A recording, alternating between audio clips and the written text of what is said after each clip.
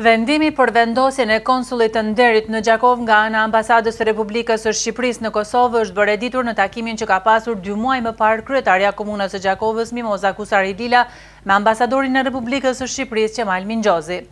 Ngritja e konsulit në Gjakov ka rezultuar fal bashkëpunimit në shumë fusha, ishte thënë në këtë takim. Ndërkohë që Komuna e Gjakovës ka vendosur që zyra rezidente e kësaj konsulate të jetë në ish zyret tash të pashfrytzuara të LDK-s në Qarshinë e Vjetër. Një rëndësi tejet e veçantë ju ka kushtuar zhvillimit përbashkët brezit kufitar.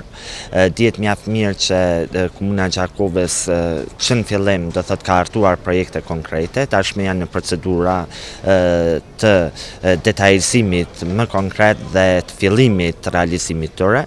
Dhe gjithë ky angazhim dhe gjithë ky aktivitet ka bërë që të kemi një propozim për një konsulat deri të Republikës së Shqipërisë në Komunën e Gjakovës. Kjo përpos efektit që do të ketë do thot në realizimin e projekteve dhe në ndërmjetësimin e bashkëpunimeve drejt për drejta që lidhin Komunën e Gjakovës qoftë me komunat veriore të Republikës së Shqipërisë, por edhe me qeverisjen qendrore atje.